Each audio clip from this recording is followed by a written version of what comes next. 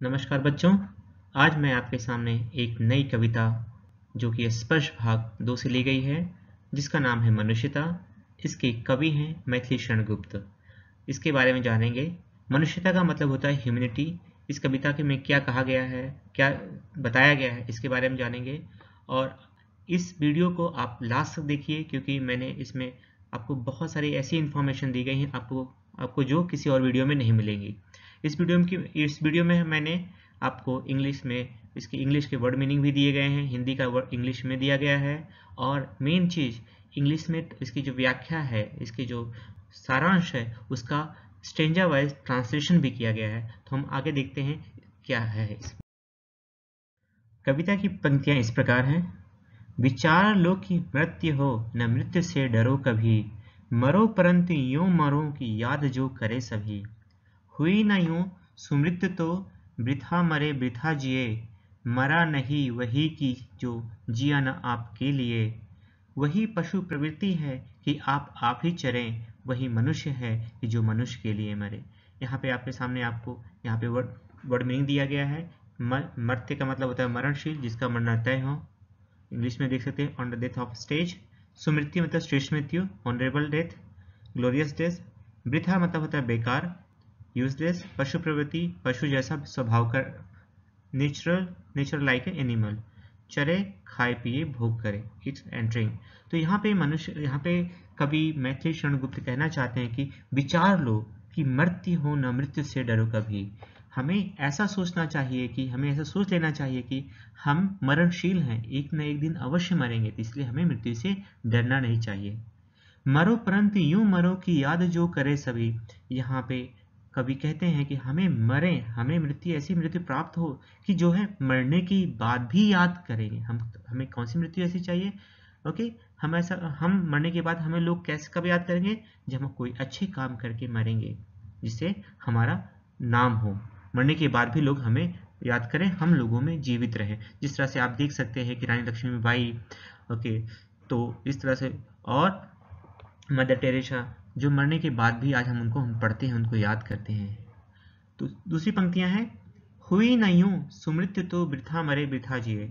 मरा नहीं वही की जो जिया न आपके लिए। यहाँ पे अगले पंक्तियां में मैथिली शरण गुप्त कहना चाहते हैं कि हुई न यूं सुमृत्यु तो वृथा मरे वृथा जिए। यदि मुझे सुमृत्यु मतलब अच्छी मृत्यु, किसी अच्छे काम करते हुए अगर हम नहीं मरते हैं, तो हमारा मरना बेकार है। वृथा मरे, सुमृत्यु तो वृथा मरे वृथा जिए। मरना वृथा मतलब बेकार, मरे मतलब मरना। हमारा मरना बेकार है, और वृथा जिए मतलब जीना बेकार है। मरा नहीं वही की जो जिया न आपके लिए। यहाँ पे कहता है कि वो इंसान नहीं मरता, मरा नहीं, कि जो जिया ना आपके लिए। जो जिया ना मतलब जो नहीं जिंदा रहता आपके लिए, मतलब not yours, for our self. The person who is not living for our self, they never die, they will alive, okay, with us. हमारे अंदर वो जिंदा रहता है, हम उसे याद करते हैं। क्यों हम मदर टेरेसा को आज भी याद करते हैं? Because they are good work, whatever the noble work she did that, okay, because of that we remembering her. okay, यहाँ तक समझ में आ गया। आगे है, वही पशु प्रवृत्ति है। पशु प्रवृत्ति का मतलब होता है जो जानवरों की तरह व्यवहार करते हैं, जो मनुष्य जो है जानवर की तरह व्यवहार करते हैं। कैसा व्यवहार? कि आप ही चरे। आप ही चरे का मतलब होता है सिर्फ अपने बारे में सोचे। जैसे जो जानवर होता है सिर्फ अपने बारे में खाता पीता रहता है, किसी और के बारे में नहीं सोचता। तो यहाँ पे कवि कहते हैं कि वे मनुष्य जो होते हैं पशु के समान होते हैं, जो सिर्फ अपने बारे में सोचते हैं। और लास्ट पंक्ति में कहते हैं कि वही मनुष्य है कि जो मनुष्य के लिए मरे। मनुष्य वही होता है जो मनुष्य के लिए मरता है। आगे हम देखेंगे कि इसकी व्याख्या कैसे की गई है। व्याख्या यहाँ पे दी गई है हिंदी में, ऐसे जैसे मैंने आपको पहले बताया था कि हिंदी में भी है, उसका इंग्लिश में है। तो मैं हिंदी में रीड करूंगा, आप इंग्लिश में आप खुद स्वयं रीड कर लीजिएगा। कवि हमें संबोधित करते हुए कहता है कि तुम याद रखो कि तुम मरणशील हो। मन में समझ लो कि तुम्हें एक न एक दिन अवश्य मरना है, इसलिए मौत से डरा मत करो। तुम ऐसी मौत मरो कि जिसे सब लोग याद करें। कोई ऐसा महान और गौरवशाली काम करते करते मरो कि तुम्हारी मौत सुमित कहलाए। मैंने आपको बताया था कि हम मदर टेरेसा को क्यों याद करते हैं, क्योंकि ये लोग ऐसे काम करते करते इनका मृत्यु को प्राप्त हुई कि मरने के बाद भी हम इन्हें याद करते हैं। ओके, इसलिए उनकी मृत्यु को सुमृत कहा गया। ये कहा है कि हमें ऐसे महान गौरवशाली काम करते करते मरो कि तुम्हारी मौत सुमृत्यु कहलाए। ऐसी मौत के बिना यूं ही मरना व्यर्थ है। बिना कोई विशेष कार्य किए जीना भी व्यर्थ जीना है। जो मनुष्य स्वयं अपने लिए नहीं जीता बल्कि समाज के लिए, याद रखने की बात है, बल्कि समाज के लिए जीता है, वह कभी नहीं मरता। ऐसा मनुष्य अमर हो जाता है। स्वयं अपने लिए खाना कमाना और जीना तो पशु का स्वभाव है। सच्चा मनुष्य वही है जो संपूर्ण मनुष्य के लिए जीता है, अर्थात दूसरों के लिए जीता है, खुद के लिए नहीं जीता, दूसरों के लिए जीता है। इसलिए कहा है वही मनुष्य है जो मनुष्य के लिए मरे। मुझे आशा है कि आपको ये पंक्तियां अच्छे से समझ में आ गई होंगी। एक्सप्लेनेशन ऑलरेडी यहाँ पे दिया गया है। ओके, सो आप you can read it yourself. So okay, मैं आपका समय आगे, यहाँ पे हम आगे जा रहे हैं। अभी आगे की पंक्ति इस प्रकार है। उसी उदार की कथा सरस्वती बखानती, उसी उदार से धरा कृतार्थ भाव मानती, उसी उदार की सदा सजीव कीर्ति गूंजती, तथा उसी उदार को समस्त सृष्टि पूजती। अखंड आत्म भाव जो असीम विश्व में भरे, वही मनुष्य है कि जो मनुष्य के लिए मरे।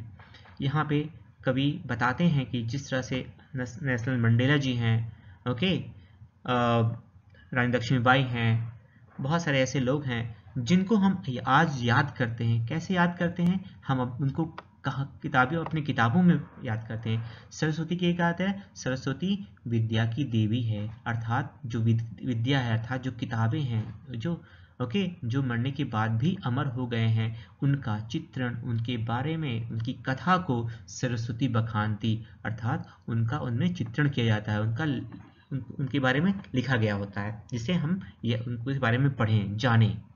उसी उदार का मतलब यहाँ पे है दयाशील, काइंड हार्टेड। धरा यहाँ पे दिया गया है, धरा मतलब पृथ्वी, बखानती गुणगान करती, टू एक्सप्लेन, कृतार्थ थैंकफुल, ऑब्लिगेट। तो यहाँ पे सभी मीनिंग दी गई है जो कठिन शब्द हैं।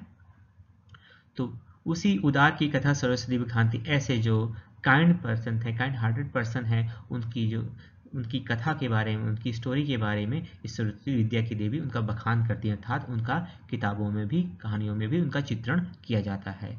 उसी उदार से धरा कृतार्थ भाव मानती, कृतार्थ भाव मतलब थैंकफुल कहती, ओके, आभारी, I am very thankful to.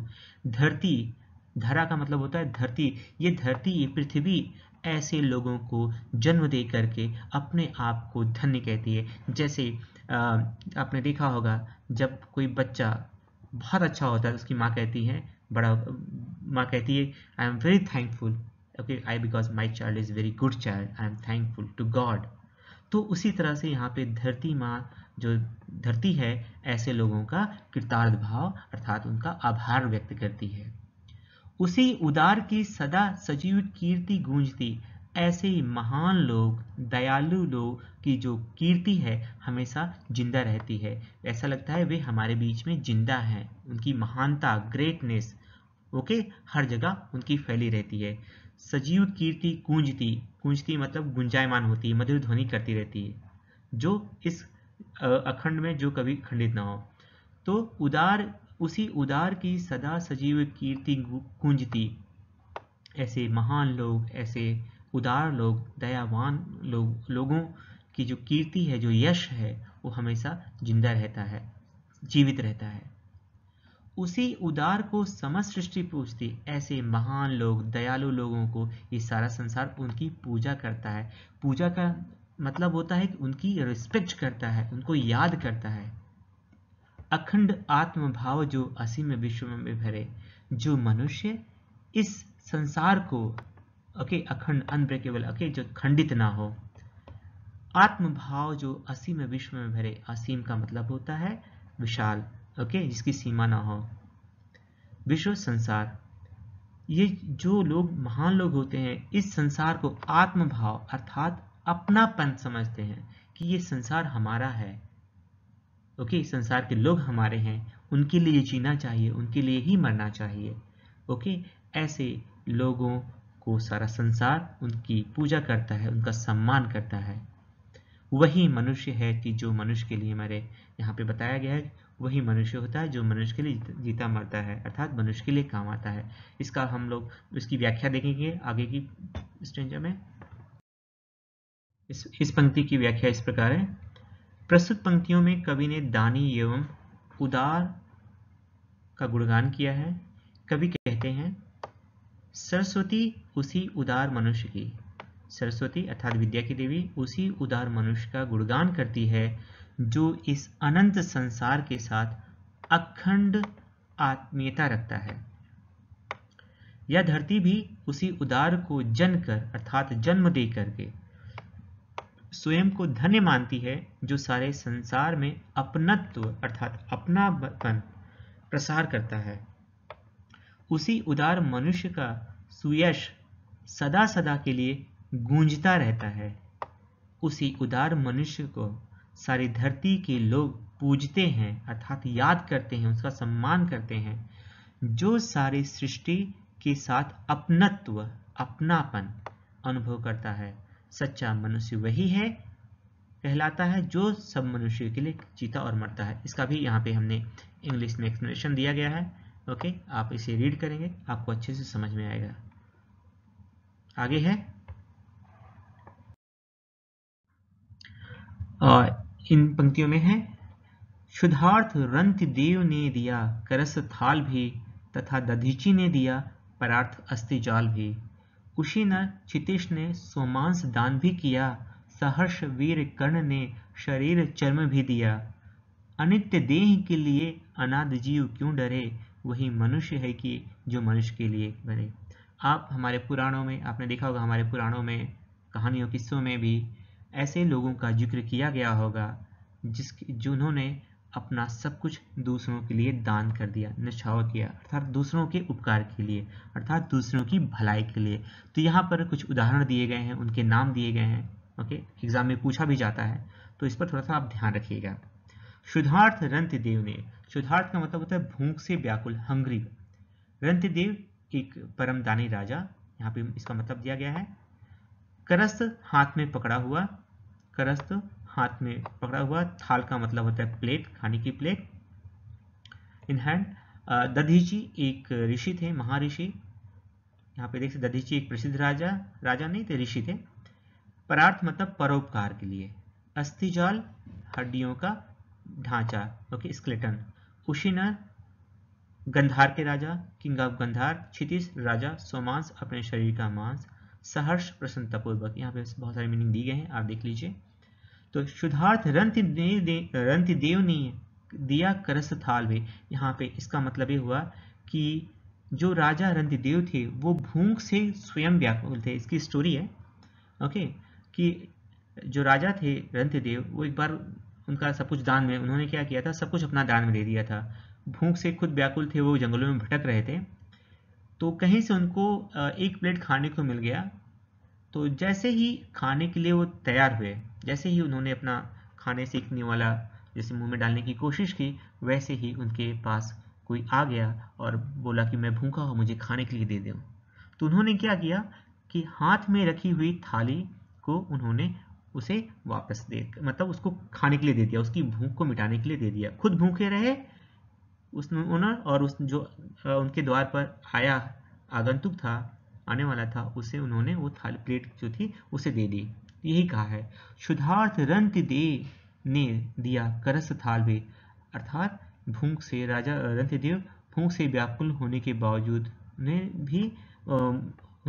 भी उन्होंने अपने हाथ में, करस मतलब हाथ में रखी हुई थाली को उन्होंने एक आए हुए व्यक्ति को, भूखे हुए व्यक्ति को दे दिया।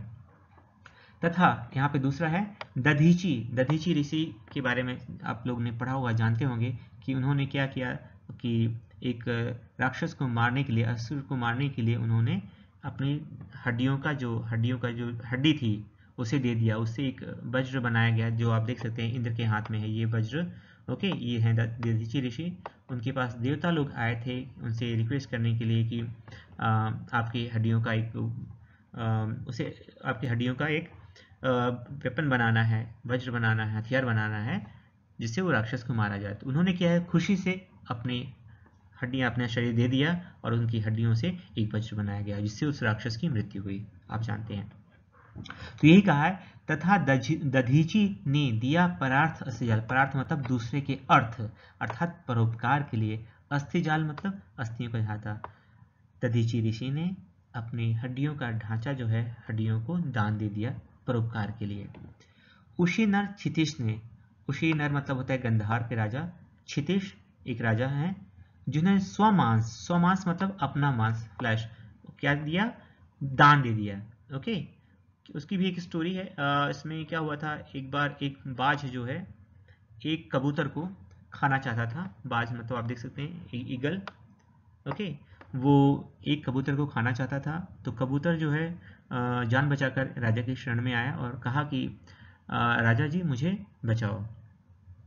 तो राजा का फर्ज होता है, यदि कोई भी प्रजा परेशानी में हो तो राजा का एक नेता होता है, लीडर होता है, एक पिता के समान होता है, उसकी रक्षा करना उसका फर्ज होता है। तब उसके बोला कोई बात नहीं, और जब बाज ने कहा कि मुझे ये मेरा शिकार है, मुझे इसे खाना है, तो राजा ने कहा कि आपको मांस ही चाहिए तो मैं देने के लिए तैयार हूँ। तो उन्होंने क्या किया, शरीर का टुकड़ा काट के देने लगे। और उस तरफ आप देख सकते हैं एक तरफ यहाँ पे पिंजरा रखा हुआ है, उसके बाद फिर एक उसके एक मैजिक जो ये था इसके अंदर एक था। ओके, एक शक्ति वाला जो ईगल था। तो उसके बाद पिजन इतना वजन था कि वो राजा के बराबर हो गया, इसलिए एक तरफ राजा बैठ गए अपने आप को बाज के हवाले करने के लिए, और दूसरी तरफ आप देख सकते हैं यहाँ पे नीचे तो बैठा हुआ है। ओके, उनकी परीक्षा एक्चुअली देखा जाए तो ये जो पिजन और ये थे एक देव थे, और उनकी परीक्षा लेने के लिए आए थे, उनकी दानवीरता को देखने के लिए आए थे।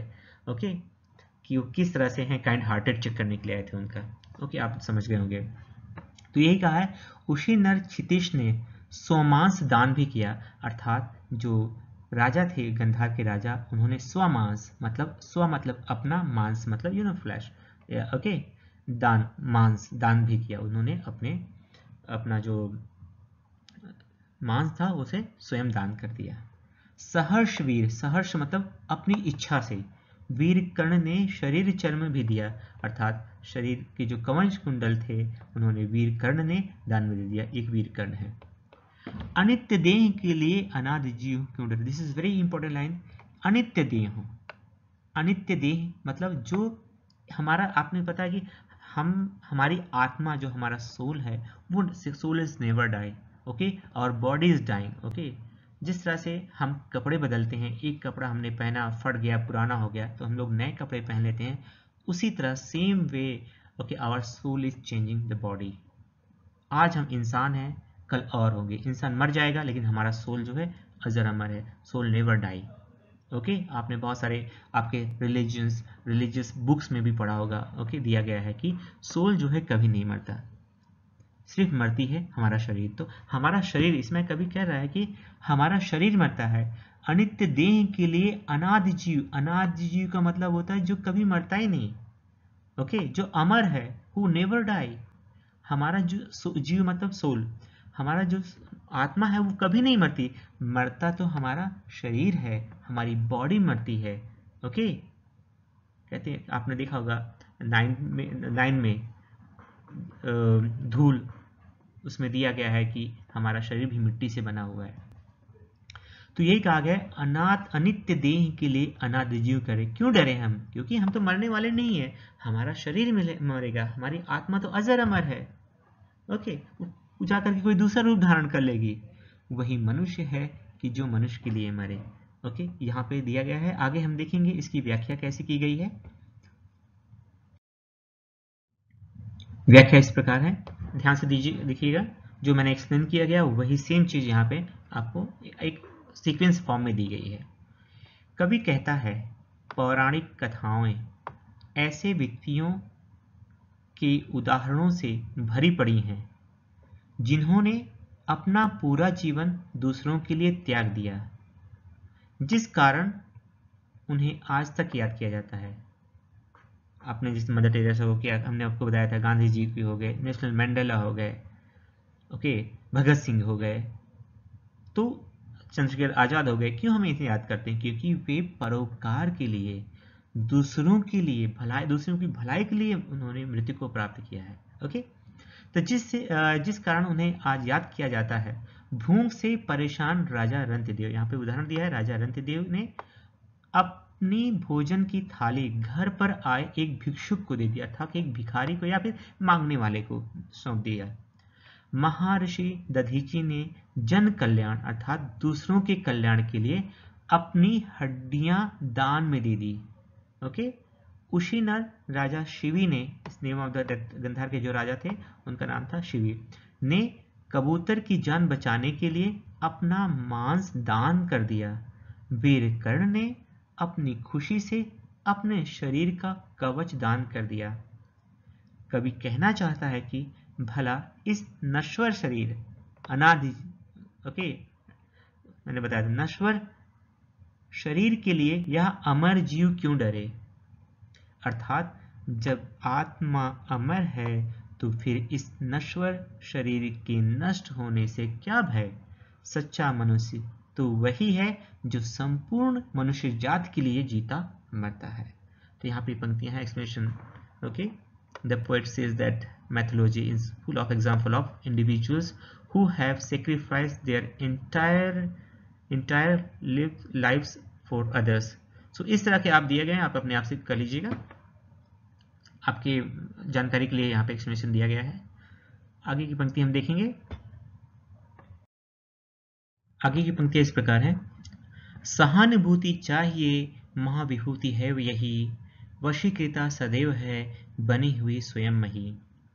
वृद्धवाद बुद्ध का दया प्रवाह में बहा, विनीत लोग वर्ग क्या न सामने झुका रहा। आहा वही उदार है परोपकार जो करे, वही मनुष्य है कि जो मनुष्य के लिए मरे। यहाँ पे कवि मैथिली शरण गुप्त कहते हैं कि मनुष्य के अंदर सहानुभूति होनी चाहिए, और जिसके अंदर सहानुभूति है, समझो उस सहानुभूति ही सबसे बड़ी उसकी पूंजी है। महाविभूति का मतलब होता है कि ये सबसे बड़ी पूंजी है। क्या सबसे बड़ी पूंजी है? सहानुभूति। अर्थात जो मनुष्य के अंदर सहानुभूति है, समझो वो बहुत धनवान है। ओके, क्योंकि वो दूसरे के दुख को अपना समझता है, वो करुणावान है, काइंड पर्सन है। ओके, सहानुभूति, एम्पैथी। ओके, महाविभूति है यही, वशीकृता सदैव है बनी हुए स्वयं मही। अर्थात जिन मनुष्य के अंदर सहानुभूति है, ऐसे लोगों में वशीकृता मतलब उनके वश में है। ये धरती उनके सदैव मतलब हमेशा उनके वश में रहती है। बनी स्वयं मही, स्वयं खुद, स्वयं का मतलब होता है स्वयं, मही मतलब धरती। धरती ऐसे लोगों के वश में रहती है जिनके अंदर सहानुभूति होती है, जो दूसरे के दुख को अपना समझते हैं। आगे की पंक्ति इस प्रकार है, विरुद्धवाद बुद्ध का दया प्रवाह में बहा। जो विरुद्धवाद मतलब अगेंस्ट में चलने वाली बातें, गौतम बुद्ध के समय में ऐसी कुछ रूढ़िवादी लोग, परंपराएं थी, स्टेरियोटाइप के लोग थे, जो अलग मतलब एक कह सकते हैं कि जो रूढ़िवादी थे, और ऐसी ऐसी परंपराएं चल रही थी कि जिनका गौतम बुद्ध ने उनका विरोध किया। एक दया प्रवाह, एक दया का प्रवाह में मतलब दया का एक प्रवाह चलाया, मतलब एक कांड, उनकी अच्छाई में जितनी भी अच्छाई थी, उस अच्छाई के कारण समाज में जितनी भी बुराइयां फैली थी, उस दया प्रवाह में वो सब बुराइयां बह गई। अर्थात धीरे धीरे उनके विरोध में चलने वाली जो बातें थीं, जो उस समय जो कहते हैं रूढ़िवाद चल रहा था, उसका धीरे धीरे अंत हो गया। और जो लोग गौतम बुद्ध का विरोध कर रहे थे, जो अगेंस्ट में थे, और वही आकर के उनकी शरण में आ गए। एक समय ऐसा आया कि गौतम बुद्ध के प्रेम के कारण, दया के कारण उनके सामने वो लोग झुक गए। ये कहा गया है, विरुद्धवाद बुद्ध का दया प्रवाह में बहा, विनीत लोक वर्ग क्या ना सामने झुका रहा।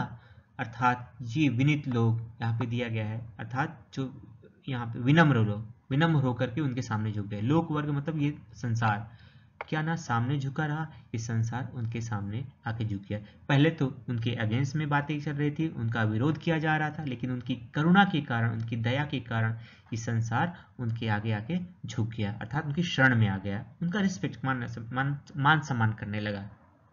आहा वही उदार है परोपकार जो करे, यहाँ का है वही उदार इंसान, वही उदार है, द काइंड पर्सन है जो परोपकार करता है। परो प्लस उपकार, पर प्लस उपकार, आपने उपसर्ग पढ़ गए, पर प्लस उपकार, परोपकार संधि है, परोपकार।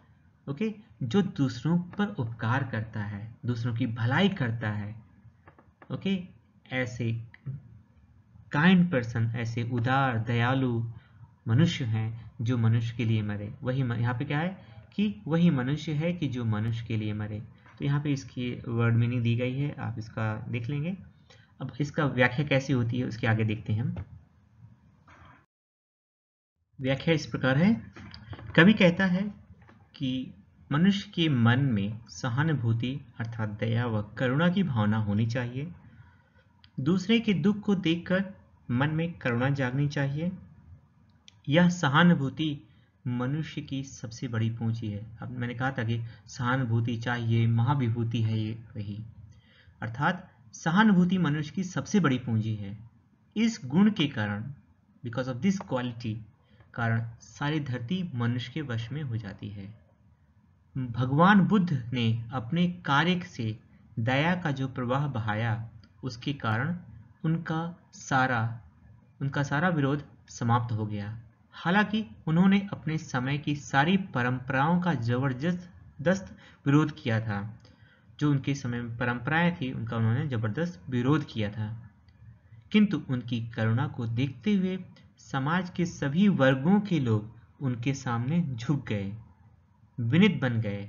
सच यही है कि जो मनुष्य दूसरों का भला करता है, दिस वेरी इंपॉर्टेंट लाइन, जो मनुष्य दूसरों का भला करता है वही सच्चा उदार मनुष्य है।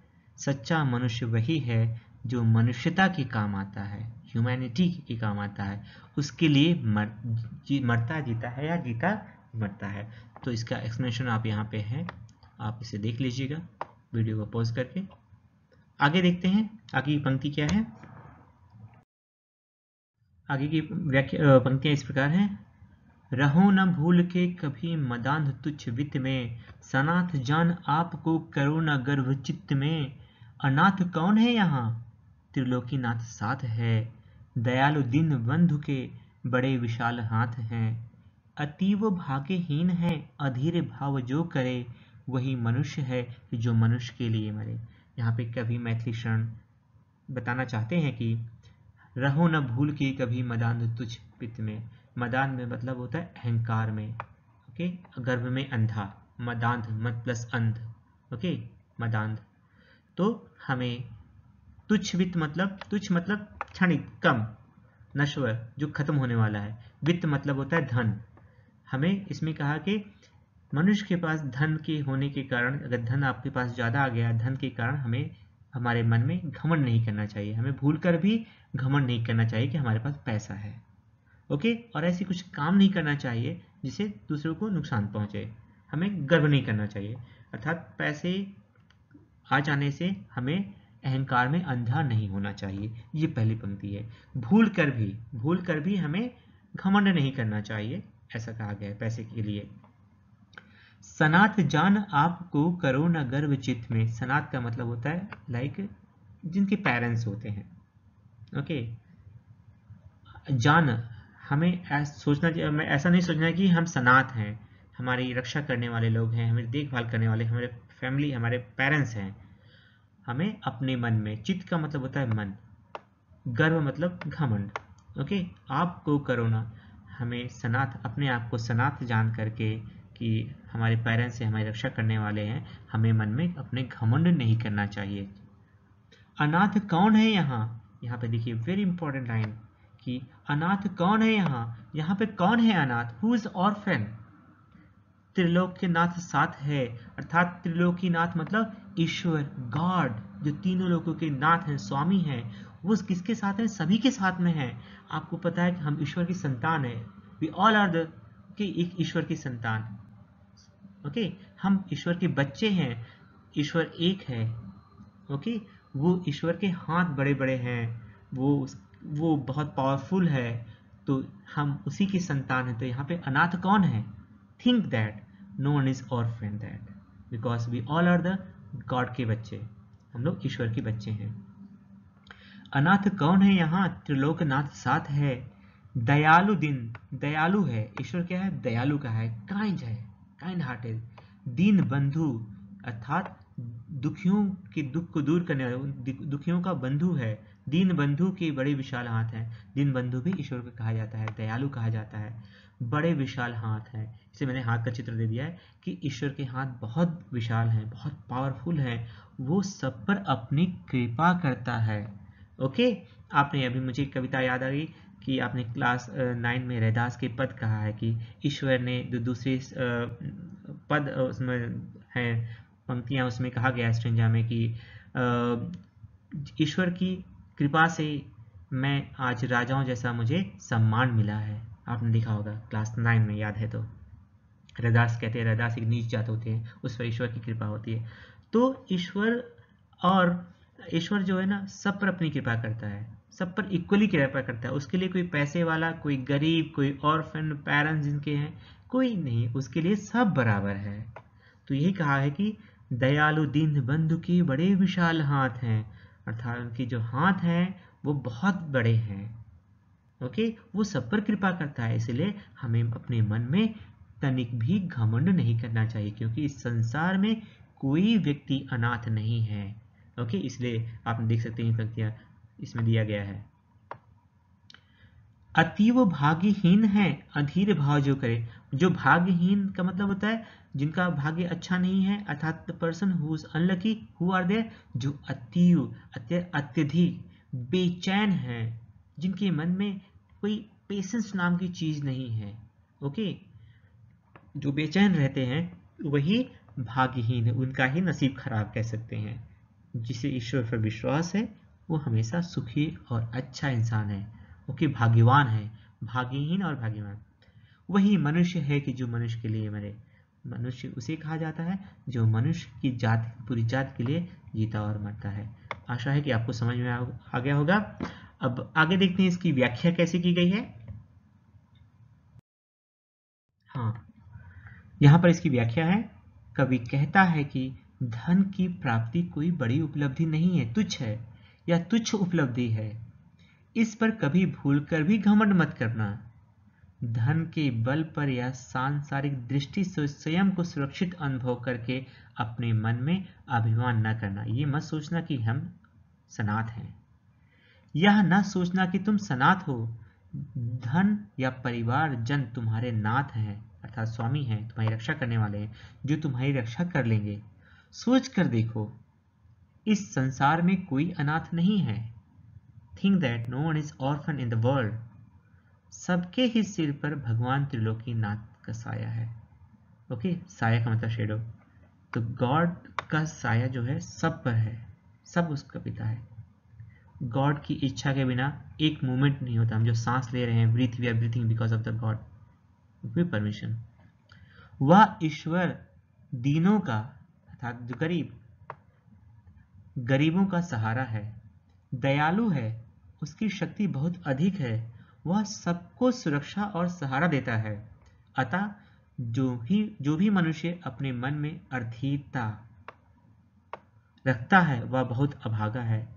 सच्चा मनुष्य तो वही है जो दूसरे मनुष्य के काम आता है, उनके लिए जीता मरता है। ओके, तो I think you understand this line. आपका इंग्लिश में एक्सप्लेनेशन दिया गया है तो आप रीड कर लीजिएगा इसे, मैं रीड नहीं कर रहा हूं। आगे देखते हैं, आगे की पंक्ति क्या है। यस, यहाँ की आगे की पंक्तियां हैं। अनंत अंतरिक्ष में अनंत देव हैं खड़े, समक्ष ही सुबाहु जो बढ़ा रहे बड़े बड़े। परस्पर अवलंब से उठो तथा बढ़ो सभी, अभी अमर्त्य अंक में अपंक हो चढ़ो सभी, रहो न यूं कि एक से काम और का सरे, वही मनुष्य है कि जो मनुष्य के लिए मरे। बहुत अच्छी पंक्तियां हैं। मैथिली शरण गुप्त जी यहाँ पे कहते हैं कि अनंत अंतरिक्ष, अनंत का मतलब होता है जिसका अंत ना हो, अंतरिक्ष मतलब स्काई। ओके, आप आसमान की तरफ देखो, इस विशाल आसमान की तरफ देखो, अनंत देव अर्थात आकाश में देखो, अंतरिक्ष में देखो। ओके, अनंत देव, बहुत सारे देव, देव मतलब गॉड। ओके, देवी देवता। अनंत अंतरिक्ष में अनंत देव हैं खड़े। कभी कहते हैं कि इस अनंत अंतरिक्ष में, उस आकाश में देखो, बहुत सारे देवता खड़े हैं। They are standing. What they are doing that? समक्ष ही, समक्ष मतलब इन फ्रंट ऑफ यू, आपके समक्ष, इन फ्रंट ऑफ यू। स्वबाहु, अपने बाहें, देयर सेल्फ आर्म्स, अपनी बाहें। स्वबाहु, जो बढ़ा रहे बड़े बड़े। ओके, अपने हाथों को आप देख सकते हैं, अपने दोनों हाथों को, अपनी बाहों को आपके सामने ऐसे फैला रहे हैं, बढ़ा रहे हैं। ओके, समक्ष ही स्वभाव, जो बढ़ा रहे हैं बड़े बड़े, अपने अपने अपने बड़े बड़े हाथों को, अपने बाहों को आपके सामने बढ़ा रहे हैं। क्यों बढ़ा रहे हैं? कि जिससे आप ऊपर उठो। परस्पर अवलंब, परस्पर अवलंब मतलब परस्पर, परस्पर अवलंब, एक दूसरे का सहारा लेकर के। द मीनिंग दिया गया है परस्पर, एक दूसरे का सहारा, टू इंटरडिपेंड। से उठो तथा बढ़ो सभी, सब लोग एक दूसरे का सहारा लेते हुए उठो। Get up and go ahead, बढ़ो सभी, सब लोग आगे बढ़ो। ओके, एक दूसरे, यूनिटी होनी चाहिए, एक दूसरे की हेल्प करनी चाहिए। यहाँ पर देखो, हमें सदा, इस पूरी कविता में आपने देखा होगा कि हमें मनुष्य ह्यूमैनिटी के बारे में सीख दे रहा है कि हमें एक दूसरे की मदद करनी चाहिए। ओके, एक दूसरे का सहारा बनना चाहिए, हेल्प करनी चाहिए, दूसरे के प्रॉब्लम को समझनी चाहिए।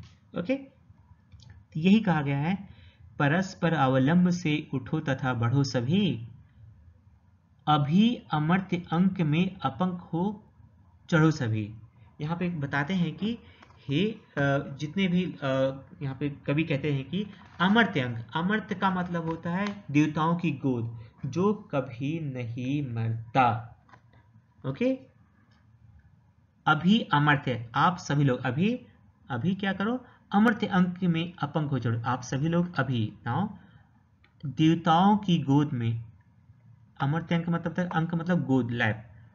अमर्त्य अंक में देवताओं की गोद में अपंक हो, कीचड़ रहित। कीचड़ रहित का मतलब होता है नो ब्लेमिश, मतलब कोई भी गलत काम ना करो। चढ़ो सभी अर्थात एक अच्छे मनुष्य की तरह, कीचड़ रहित, अपंक रहित देवताओं की गोद में चढ़ो। कहते हैं सभी रिलीजियस में कहा गया है कि हमें अच्छे कर्म करने से हमें स्वर्ग की प्राप्ति होती है। Will get heaven after death, will go get heaven, हमें एक स्वर्ग मिलेगा। ओके, तो यहाँ पे यही कहा है कि देवताओं की गोद में कब हम जाएंगे? जब हम अच्छे काम करेंगे, कुछ बुरे काम नहीं करेंगे। अपंक हो चढ़ो सभी, रहो न, और हमें दिमाग में हमेशा याद रखना चाहिए कि कभी यहाँ पे कह रहे हैं कि रहो न यूं कि एक से काम और का सरे। एक से काम मतलब हमें ऐसा नहीं रहना चाहिए, रहो न यूं कि हमें ऐसा नहीं रहना चाहिए कि एक से काम और का सरे, हमें मतलब एक दूसरे की काम ना आ सके, मतलब एक दूसरे की हेल्प करने सके, हमें ऐसा रहना चाहिए। ओके, एक से काम और का सरे मतलब एक के किसी के काम ना आ सके, अर्थात हम किसी के का हेल्प ना कर सके, हमें ऐसा नहीं रहना चाहिए। रहो न यूपी, वही मनुष्य है कि जो मनुष्य के लिए मरे। तो यहाँ पे कहा, आज समझ में आ गया। आगे हम इसका व्याख्या देखेंगे जिसमें आपको अच्छे से समझ में आ जाएगा। व्याख्या इस प्रकार है, कवि कहता है कि ऊपर अनंत आकाश की तरफ देखो, वहां कितने ही देवता खड़े हैं, वे तुम्हारे सामने अपने विशाल बाहु अर्थात बाहें, हैंड को उठाकर तुम्हारा स्वागत कर रहे हैं। वे तुम्हें स्वर्ग में बुला रहे हैं। अतः तुम सभी एक दूसरे का सहारा अर्थात परावलंब, एक दूसरे का सहारा सहयोग देकर ऊपर उठो और आकाश की ओर बढ़ो, तुम इस तरह निर्मल जीवन जियो, स्वच्छ निर्मल पवित्र जीवन जियो कि तुम्हें देवलोक में स्थान मिले, स्वर्ग में आपको जगह मिले। तुम इस तरह मत जियो कि एक दूसरे के किसी काम ना आ सको। ओके, जियो रहो ना यूं कि एक दूसरे से, वो पंक्ति है, तुम इस तरह मत जियो कि एक दूसरे के किसी काम ना आ सको, तुम्हारे होने से किसी का काम ना बने। हम हैं तो हमें मदद करनी चाहिए, ना ही तो हमारा होने का क्या फायदा।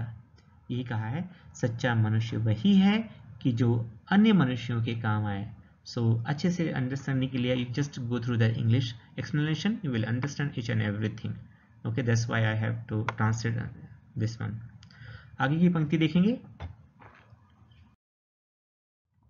ये पंक्ति इस प्रकार है, मनुष्य मात्र बंधु है, यही बड़ा विवेक है। पुराण पुरुष स्वयंभू स्वयंभू पिता प्रसिद्ध एक है। फलानुसार कर्म के अवश्य बाह्य भेद हैं, परंतु अंतरैक्य में प्रमाणभूत वेद है। अनर्थ है कि बंधु ही न बंधु की व्यथा हरे, वही मनुष्य है कि जो मनुष्य के लिए मरे। इस यहाँ पे कवि मैथिली शरण गुप्त कहना चाहते हैं कि मनुष्य मात्र बंधु है। ओके, बंधु मतलब भाई, रिश्तेदार, संबंधी कह सकते हैं। ओके, मनुष्य मात्र बंधु, सिर्फ बंधु है और कुछ नहीं है।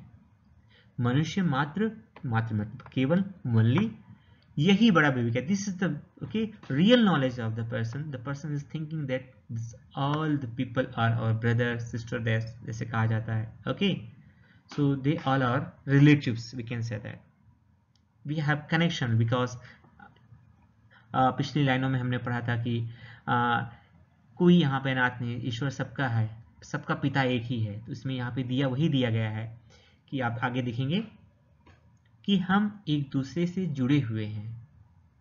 जो मनुष्य यह सोचता है कि ये संसार, ये मनुष्य, जितने भी मनुष्य हैं वो हमारे रिलेटिव हैं, भाई है, बहन है, जो हैं, जो मनुष्य ऐसा सोचता है, समझो कि वो बहुत बड़ा ज्ञानी है। यही क्या है, द रियल नॉलेज, विवेक, सही विवेक मतलब सही गलत का निर्णय लेना, द रियल नॉलेज कि मनुष्य मात्र बंधु, यही सबसे बड़ा विवेक है। सबसे बड़ा ज्ञान यही है कि मनुष्य मात्र सिर्फ बंधु है। पुराण पुरुष स्वयंभू पिता प्रसिद्ध एक है।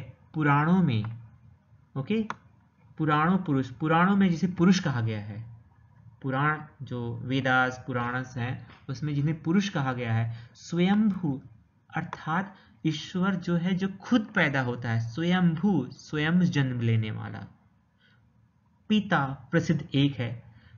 ईश्वर ने कहा, यहाँ पे कहा गया है, कवि ने कहा है कि पुराणों में जिसे पुरुष कहा गया है, जो सिर्फ अपने, जो अपने आप पैदा हुआ है, वो पिता प्रसिद्ध एक है, वो ईश्वर, वो गॉड इज वन ओनली, जो फेमस है, प्रसिद्ध है, वो एक है। यहाँ पे याद है, दिस इज वेरी इंपॉर्टेंट कि ईश्वर जो सबका पिता है, जिसे पुराणों में पुरुष कहा गया है, वो एक है। Okay, God is one, we are the son of the God, हम ईश्वर की बच्चे हैं। ओके, और इफ यू आर द, कहते हैं God is one, he is our father. Okay, Christian में कहा फादर कहते हैं, तो वो हमारा पिता है, तो हम क्या हो गए, व्हाट वी आर, हमारा रिलेशन क्या है एक दूसरे का, हम आपस क्या है, आपसी में किससे जुड़े हुए हैं। तो ईश्वर गॉड एक है, वो हमारा पिता है, तो हम एक रिलेटिव हो गए ना, भाई हो गए, बहन हो गए, है ना। यही कहा गया है इसमें। फलानुसार अर्थात कर्म के आधार, फल के आधार पर, आपने सुना होगा, जो जैसा कर्म करेगा उसे वैसा फल प्राप्त होगा। यही कहा है, फलानुसार कर्म के अवश्य बाह्य भेद हैं। बाह्य मतलब आउटर, हम जैसा कर्म करेंगे हमें वैसा जन्म मिलेगा, वैसे उसी तरह से हमारा बाह्य आकार है, हमारे कर्म के आधार पर हमारे भेद हैं, we are different, we have, हमारे अंदर डिफरेंसेस है, मतलब डिफरेंट है थोड़ा सा, ये हमारे कर्म के आधार पर। जैसे आपने आदमी नामा में पढ़ा होगा, ओके, कि आदमी, हर इंसान मनुष्य है, लेकिन उसके कर्म के आधार पर वो पहचाना जाता है। ओके, जैसा जो कर्म करता है उसकी पहचान वैसी होती है। तो यहाँ पे कहा है कि हमने जो कर्म किए हैं उसके फल अनुसार हमारे जो बाहर भेद हैं, आउटर भेद, चेंज मतलब भेद हैं, डिफरेंसेस हैं। परंतु बट अंतरैक का मतलब होता है हमारी अंदर की आत्मा। अंतरैक का यहाँ पर दिया गया है आत्मा की एकता, यूनिटी ऑफ द सोल। अंतरैक में प्रमाणभूत भेद है कि हमारी अंदर की आत्मा जो है एक जैसी है। उसकी एविडेंस क्या है? जो हमारे वेदास हैं, प्रमाणभूत मतलब हमारे एविडेंस, प्रमाणभूत वेद हैं। जो वेद हैं ये बताते हैं, ये एक साक्षी हैं, एविडेंस देते हैं कि हमारी जो अंदर की आत्मा है, सबकी आत्मा सेम है। ओके। अनर्थ है कि बंधु ही न बंधु की व्यथा। सबसे very important things are there. सबसे बुरी बात है, if we are relative, we are brother and sister, so if we are not helping other brothers, that is a very bad things। ये कहा है कि बंधु ही न बंधु की व्यथा हरे। सबसे बुरी बात यह है कि एक बंधु, एक भाई दूसरे भाई की व्यथा मतलब दुख को दूर नहीं करता, हरता नहीं है। ये सबसे बड़ी बात, बुरी बात है। ओके। वही मनुष्य है कि जो मनुष्य के लिए मरे। आशा कि इजी है कि जो वही मनुष्य है जो मनुष्य के लिए जीता मरता है। यहाँ पे तो इंग्लिश में मीनिंग दी गई, देख लीजिएगा, नहीं तो ट्रांसलेशन में आपको, एक्सप्लेनेशन में आपको पूरा मिल जाएगा। ओके। सो आगे हम एक्सप्रेशन देखते हैं, व्याख्या देखते हैं। हाँ, यहाँ पे व्याख्या इस प्रकार है। कवि कहता है कि प्रत्येक मनुष्य एक दूसरे का भाई या बंधु है। यह सबसे बड़ी समझ है। पुराणों में जिसे स्वयं उत्पन्न पुरुष माना जाता है, स्वयंभू मतलब स्वयं उत्पन्न हुआ पुरुष माना गया है, वह परमात्मा या ईश्वर हम सभी का पिता है। अर्थात सभी मनुष्य उस एक ईश्वर की संतान हैं। बाहरी कारणों के फल के अनुसार प्रत्येक मनुष्य के कर्म भले ही अलग अलग हों, परंतु हमारे वेद इस बात के साक्षी हैं, प्रमाणभूत एविडेंस है। ओके। सभी की आत्मा एक है। कवि कहता है कि यदि भाई ही भाई के दुख या वह कष्टों का नाश नहीं करेगा तो उसका जीना व्यर्थ है, क्योंकि मनुष्य वही कहलाता है बुरे समय में दूसरे मनुष्यों को काम आता है। आशा है कि आपको समझ में आएगा। और जिन बच्चों की हिंदी कमजोर है, please just go through all explanation. Same thing here we explain here. Okay. आगे की पंक्ति देखेंगे। आगे की पंक्ति इस प्रकार है। चलो अभीष्ट मार्ग में सहर्ष खेलते हुए, विपत्ति विघ्न जो पड़े उन्हें ढकेलते हुए। घटे न हेल मेल, हाँ बढ़े न भिन्नता कभी, अतर्क एक पंथ के सतर्क पंथ हो सभी। तभी समर्थ भाव है कि तारता हुआ तरे, वही मनुष्य है कि जो मनुष्य के लिए मरे। कभी मैथिली शरण गुप्ती इसमें बताना चाहते हैं कि चलो अभीष्ट मार्ग। अभीष्ट मार्ग का मतलब इच्छित मार्ग, जो आपने डिसाइड किया है, लक्षित मार्ग, वांछित इच्छित मार्ग। ओके। सहर्ष का मतलब है खुशी से, विद हैप्पीनेस। ओके, प्रसन्नता से। और विपत्ति, हाँ सहर्ष खेलते हुए मतलब खेलते हुए आगे बढ़ो। यहाँ पे कवि कहना चाहते हैं कि हमने जो मार्ग डिसाइड किया है, अभीष्ट मार्ग का मतलब होता है जो हमने डिजायर, जो हमारा मार्ग है, जो रास्ता है, जिस रास्ते पर हम जाना चाहते हैं, उस मार्ग पर हम उस रास्ते में हमें खुशी से जाना चाहिए। सहर्ष, खुशी से, हर्ष, ओके, प्रसन्नता से आगे बढ़ना चाहिए। विपत्ति मतलब मुसीबतें, प्रॉब्लम्स। विघ्न, ओके, कठिनाइयाँ, रुकावटें, ऑब्स्टिकल जो पड़े उन्हें ढकेलते हुए। जो हम रास्ता बनाया है, जिस रास्ते पे हम जाना चाहते हैं, जो हमने डिसाइड किया हमें इस रास्ते पे जाना है, उस रास्ते पे हमें खुशी से आगे बढ़ते रहना चाहिए। और जो उस रास्ते में हमने जो मार्ग डिसाइड किया, जो उस रास्ते में जाने के लिए जो मुसीबतें आती हैं, रुकावटें आती है, उन्हें ढकेलते हुए आगे निकलना चाहिए। अर्थात रास्ते में जो रुकावटें आ रही है उन्हें पुश करते हुए, उनको थ्रो करते हुए हमें अपने डिसाइड किए हुए मार्ग पर आगे बढ़ते चले जाना चाहिए, खुशी से जाना चाहिए। ओके। जिस तरह से अग्निपथ उसमें कहा है कि तू ना रुकेगा कभी, तू ना थमेगा कभी। ओके। तो हमें इस ऐसे रास्ते पर जो हमने डिसाइड किया है, उस रास्ते पे खुशी से जाना चाहिए। घटे ना हेल मेल, हाँ बढ़े ना भिन्नता कभी। जब हम उस रास्ते पे चल रहे हैं, जो हमारा डिजायर पाथ है, उस रास्ते पे चल रहे हैं, तो हमारे हेल मेल जो है, हेल मेल का मतलब होता है मेल जोल, प्रेम। हम आप जो हमारा आपसी प्रेम है वो घटना नहीं चाहिए, should not reduce, should not less, okay, घटना नहीं चाहिए। हाँ, बढ़े ना भिन्नता कभी। भिन्नता का मतलब होता है, ओके, यहाँ पे मैंने नहीं दिया हुआ है। भिन्नता का मतलब डिफ्रेंशिएशन, मतलब एक अलगाव नहीं होना चाहिए। भिन्नता का मतलब होता है अलगाव, अर्थात हमारे अंदर एक डिफ्रेंशिएशन नहीं होना चाहिए किसी बात को लेकर, ओके, एक ही व्यू होना चाहिए सभी का। घटे ना हेल मेल, हाँ बढ़े ना भिन्नता कभी। कभी हमारे अंदर वो जो डिफ्रेंशिएशन लगाव नहीं होना चाहिए। अतर्क पंथ के सतर्क पंथ हो सभी। अतर्क का मतलब होता है कि जो तर्क से, यहाँ पे देख सकते हैं, अतर्क का मतलब होता है तर्क से रहे, जिसके अंदर आर्ग्यूमेंट नहीं होना चाहिए। अतर्क एक पंथ, और अतर्क एक पंथ के सतर्क पंथ हो सभी। हमें जिस रास्ते पे चल रहे हैं उस पे कोई आर्ग्यूमेंट नहीं होना चाहिए। उस एक पंथ पे सतर्क मतलब बड़ी सावधानी पूर्वक उस रास्ते पे चलना चाहिए, ओके।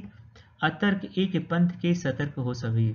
हमें सावधानी पूर्वक बिना किसी आर्ग्यूमेंट के उस रास्ते पे चलना चाहिए, ना उसमें उस रास्ते पे चल, उस रास्ता मतलब होता है कौन सा रास्ता, जो मेरा डिजायर, जो हमारा डिजायर पाथ है, उस रास्ते पे चलने के लिए हमें खुशी से चलना चाहिए। जो भी मुसीबतें आती हैं उसको धकेलते हुए आगे बढ़ना चाहिए, और उस रास्ते पे चलते समय हमारे अंदर जो मेल जोल है वो कम नहीं होना चाहिए, हमारे अंदर कोई भिन्नता नहीं होनी चाहिए, और कोई आर्ग्यूमेंट नहीं होना चाहिए, कोई तर्क नहीं हो जाए, बिना तर्क, ओके, तर्क रहित उस रास्ते पर चलना चाहिए। तभी समर्थ भाव है कि तारता हुआ तरे, वही मनुष्य है जो मनुष्य के लिए। तभी हमारा जो सामर्थ्य होगा वो सही होगा, ओके, कि हम मनुष्य क्या करेंगे कि तारता हुआ तरे, खुद आगे बढ़ो और दूसरे को भी लेकर के आगे बढ़ो, ओके। खुद आगे बढ़ो और दूसरे को भी तारता, मतलब उसको भी आगे लेकर के आप बढ़ो, इसमें यही कवि कहना चाहता है, ओके। कि सबसे बड़ी सामर्थ्य यही है, सबसे बड़ा सामर्थ्य यही है कि औरों का भी उद्धार करे तथा स्वयं भी, दूसरों की भी भलाई करे। ये सबसे बड़ा सामर्थ्य है, सामर्थ्य भाव, ओके। सामर्थ्य का मतलब होता है कि शक्तिशाली, शक्तिशाली होता है सामर्थ्य। इसकी व्याख्या देखेंगे। व्याख्या इस प्रकार है। प्रस्तुत पंक्तियों में कवि हमें अपने लक्ष्य के मार्ग पर बिना रुके निरंतर चलते रहने का उपदेश दे रहे हैं। कवि कहते हैं कि रास्ते में जितनी भी बाधाएं आएं उन्हें साहसपूर्वक पार करके हमें आगे बढ़ते रहना चाहिए, परंतु हमें ऐसा करते हुए आपसी भेदभाव को कभी भी बढ़ने नहीं देना चाहिए। जो हमारे में हेल मेल है वो नहीं करना चाहिए, डिफ्रेंशिएशन नहीं होना चाहिए, और आपसी भाईचारे को कम भी नहीं होना देना चाहिए। हमारी सामर्थ्यता तभी सिद्ध होगी जब हम अपने साथ साथ दूसरों का भी भला करेंगे। This is very important line, कि हम अपने साथ साथ दूसरों का भी भला करेंगे। ऐसा करने पर ही हम सही मायने में मनुष्य कहलाने के लायक हैं। इस प्रकार हमें कवि ने परोपकार, वेरी इंपॉर्टेंट, इस प्रकार हमें कवि ने परोपकार, भाईचारे के भावों को मन में रखकर हंसी खुशी से जीवन जीने का संदेश दिया है। इसका explanation just go through, okay. जिन बच्चों की इंग्लिश कमजोर है, हिंदी कमजोर है, वो इंग्लिश का इसका समझने के लिए इंग्लिश का उपयोग कर सकते हैं, इसलिए दिया गया है, ओके। यहाँ पर हमारी जो कविता है मैथिली शरण गुप्त, जो कि ह्यूमैनिटी पे लिखी गई है, बहुत अच्छी कविता है। हमें अच्छे रास्ते पे कैसे जीवन जीना चाहिए, ओके, लोगों को अपना समझना चाहिए, उसके बारे में बताया है। I hope you understand, okay. जब ओके, मुझे पूरा विश्वास है कि आप समझ गए होंगे, कोई डाउट नहीं होगा, क्योंकि सब आपको एक्सप्लेनेशन, वर्ड मीनिंग सब कुछ दिया गया है, ओके। सो प्लीज़ लाइक और शेयर करना मत भूलिएगा। अगली वीडियो के लिए सब्सक्राइब जरूर कीजिएगा। धन्यवाद।